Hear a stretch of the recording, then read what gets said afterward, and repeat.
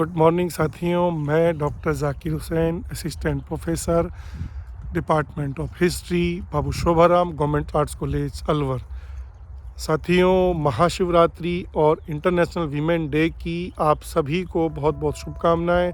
साथियों, रात में ही मैं अपने गांव पहुंचा। मेरे गांव का साथियों थोड़ा परिचय ये है कि अलवर ज़िले की रामगढ़ जो नगर पालिका है उसमें एक छोटा सा गांव है, ये सरेठा। हालांकि इस नाम का अगर ट्रेडिशन हिस्ट्री में देखें तो फिर इसका एक थोड़ा हेरिटेज हमें मिलता है मेवात इलाके की हिस्ट्री में। लेकिन मैं चूँकि अगर गांव आया हूँ साथियों, अगर सीज़न की बात करें तो ये रबी की फसल को काटने और उठाने का सीज़न है। किसानों के लिए बहुत ही चुनौतीपूर्ण, बहुत ही हार्ड वर्क वाला या बहुत ही डिवोटेड वर्क करने वाला एक सीज़न है साथियों। क्योंकि हमारे यहाँ जब रबी की फसल में खासकर जब गेहूं और सरसों को उठाने का टाइम होता है तो चाहे नेचर की चुनौतियां मान लीजिए या दूसरी चुनौतियां मान लीजिए, किसान के समक्ष बहुत शॉर्ट टाइम में बहुत बड़े मैराथन की तरह या बहुत हार्ड वर्क के साथ में उस गोल को अचीव करने की चुनौती रहती है साथियों। मैं रात जब यहाँ पहुँचा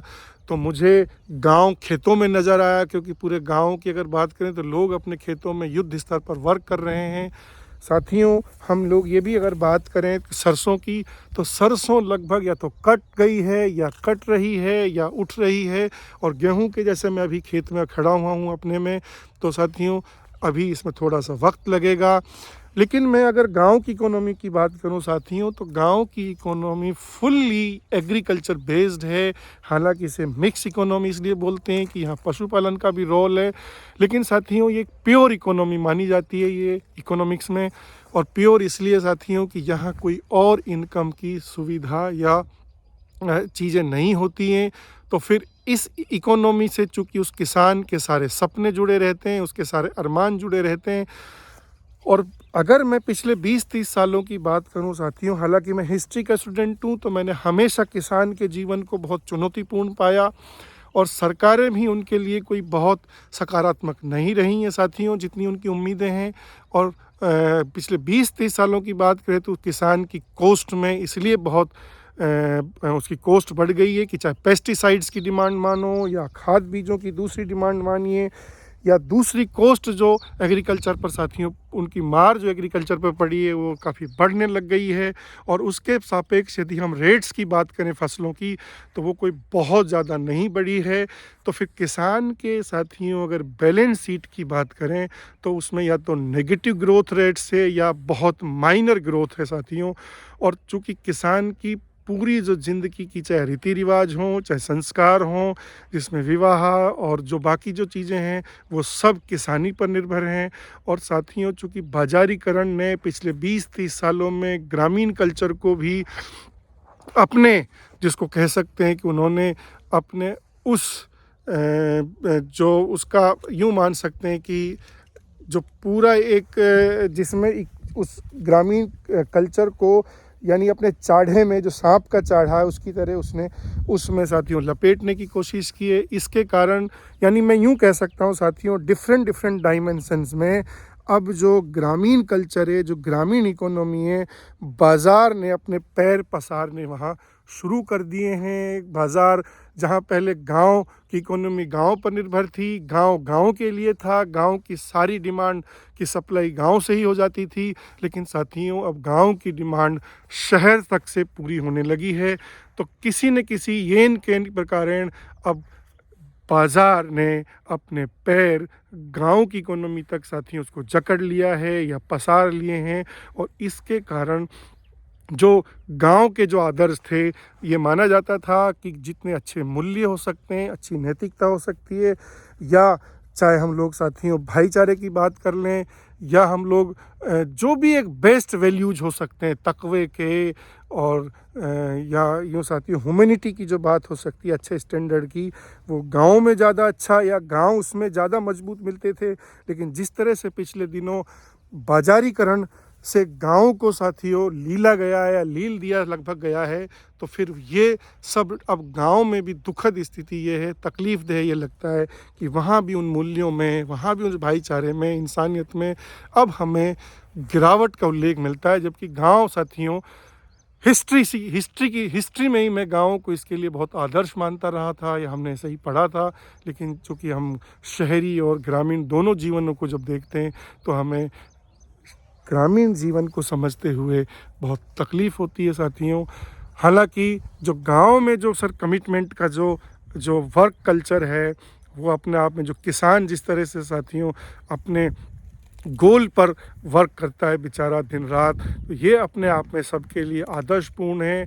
हमें इसे आने वाली जनरेशन्स में, अपनी नस्लों में साथियों कोशिश करनी चाहिए बढ़ाने की। एक हम ये भी कोशिश करें अपने इलाकों में कि गांव जब जाएं तो गांव के जो अच्छे मूल्य हैं उनसे हम बाकी लोगों को भी रूबरू कराएं। और साथियों एक और मुझे याद आ रहा था कि गांव में चूँकि हमारे इलाके में कमर्शियल फसलें नहीं होती, ट्रेडिशनल फसलें ही बोई जाती हैं, जिनकी कॉस्ट यद्यपि थोड़ी कम रहती है लेकिन प्रॉफिट भी कोई बहुत ज़्यादा नहीं रहता। तो फिर अगर हमारे यहाँ अगर वैज्ञानिक खेती की बात की जाए और जो दूसरे साथियों जो किसान के प्रॉफिट को बढ़ाने वाली बात की जाए, तो उसमें आप उनको ट्रेंड कर सकते हैं, उनको आप थोड़ा सा इससे ज्ञान दे सकते हैं। और हमारी ये जिम्मेदारी भी है साथियों, यदि गांव की इकोनॉमी अगर सॉलिड होगी तो भारत की इकोनॉमी सॉलिड होगी। इस विजन को हमें समझना चाहिए साथियों।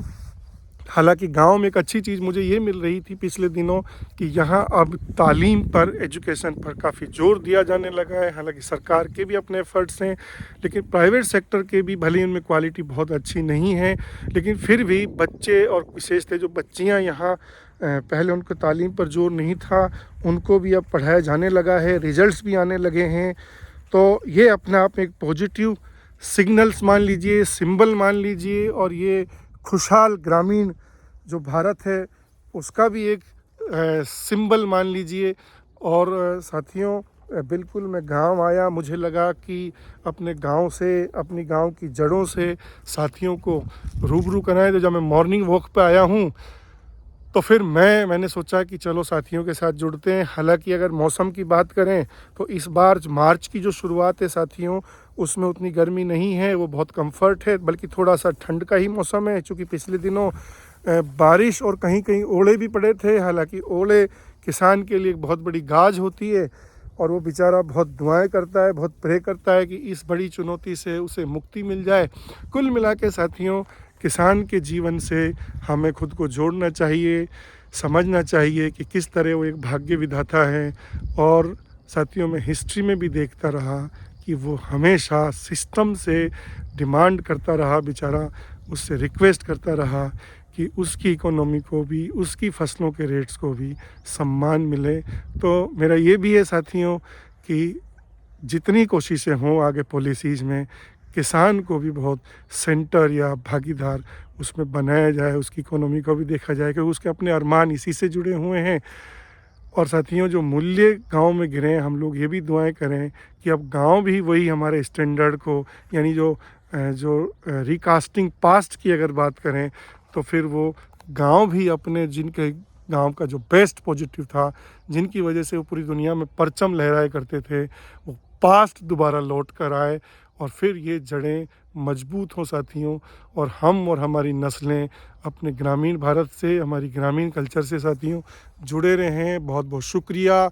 और मैं आपको खेत को थोड़ा सा और दिखा देता हूँ साथियों। गेहूँ की फसल काफ़ी मजबूत है यहाँ, और इस बार ये भी अच्छी बात है कि इलाकों में फसल काफ़ी ठीक है सर। किसानों के फेस पर थोड़ा सा प्रोडक्शन को लेके खुशी है, बाकी जो रेट्स हैं उसको लेके थोड़ा सा मन उनका उदास है, और मुझे उम्मीद है कि उसमें भी उन्हें एक कामयाबी मिलेगी। शुक्रिया साथियों, बहुत बहुत शुक्रिया, थैंक यू।